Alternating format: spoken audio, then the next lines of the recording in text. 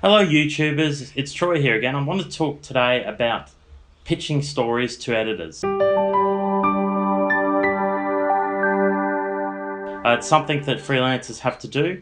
As a matter of fact, most of the active freelancers I know would pitch about between 400 and 600 times a year.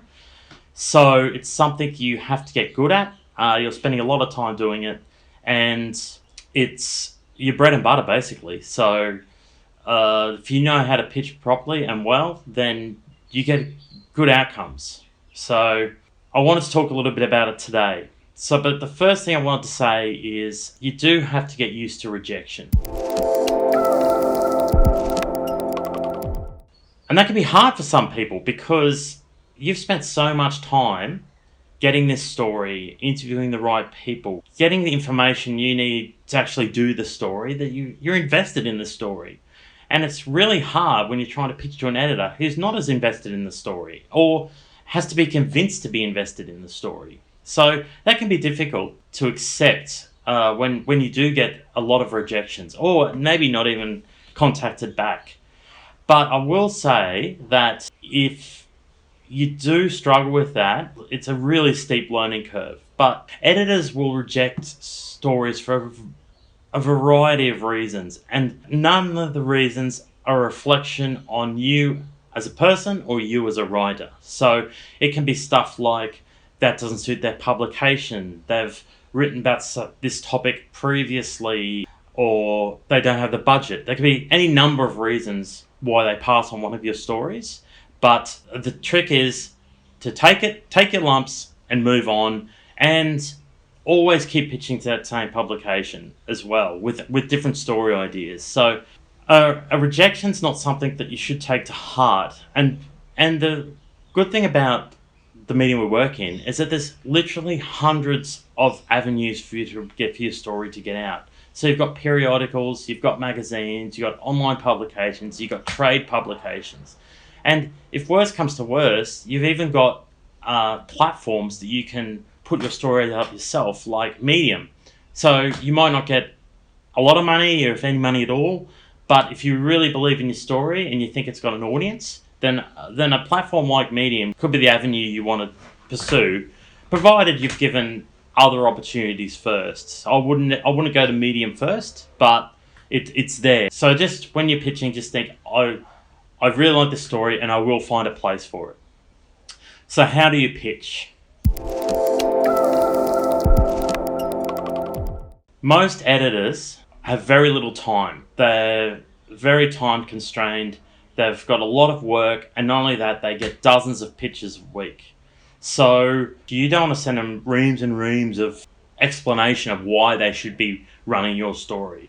You want to send 5 lines. I send 5 lines to an editor, and he and she could judge solely on the merit of those 5 lines. So they're important 5 lines. So you've got to hit them hard. You got to have the grab. Like, why should this editor invest time and money into this story? Not only that, but why would the readers want to invest time in this story? And that's the important thing. The story you want to pitch is not to the editor, it's to the editor's readers, because the editor is thinking about what the readers would be interested in. And this leads to my second point, is that make sure you consider the reader in your pitch. Have a look at the publication. What's their voice like? Who are they appealing to? Who is their market? What sections do they have? Because I'll find, especially the larger publications, I will mention in my pitch, I think this story will be good for this section or this section. Not only that, but each of those sections could have a different editor that you have to pitch to. So do your research. Look at who the section editor is and send it directly to them, because it might never get to them, or it could go to the wrong section. So always keep that in mind. Read the publication that you're pitching to. Think about the readers that the editor is thinking about. So that's probably the second point. The third point is, how often should you pitch? I don't think that you can make a sufficient income from this industry if you're pitching one story to one publication, then wait 2 weeks for a response, or a month.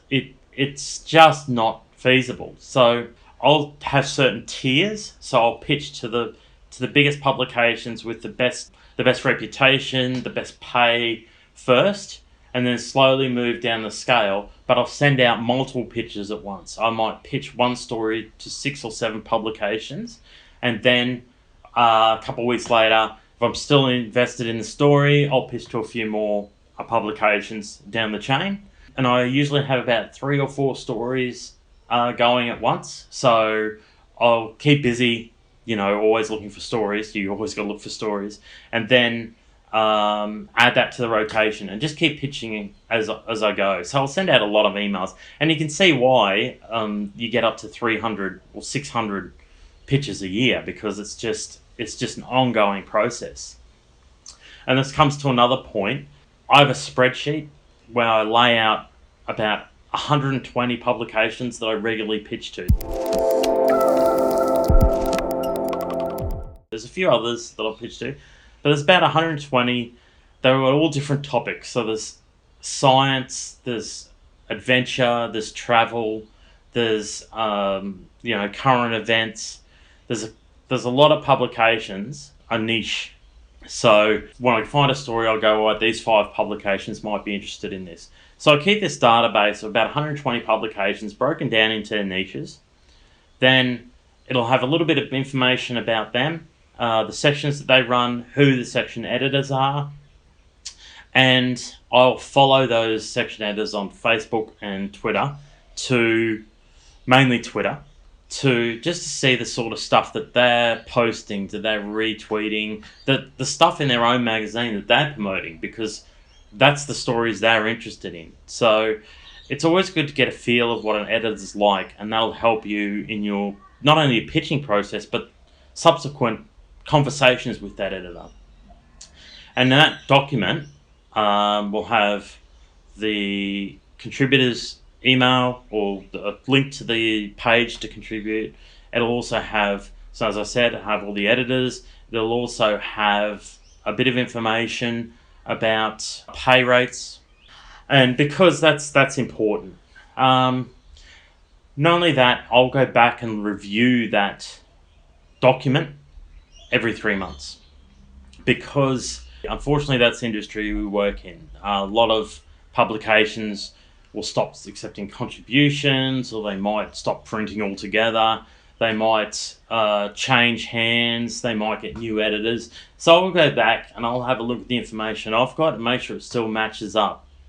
And now the only reason I do that, it may take a day or two to go through the 120. The reason why I do that is because that document makes my life so much easier in other areas of what I do. So when you're pitching so often, you've got to make it as easy as possible. And so that's what I do. I have this database, and it probably cuts my workload down in half when I'm pitching a story, and I can concentrate more on getting my stories. So how often would I pitch?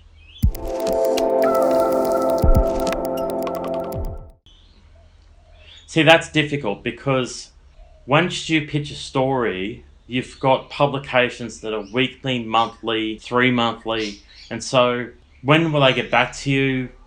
That can be that's different depending on the publication. See, some publications will have a news meeting to discuss pitches once a week. Some will have it once a month.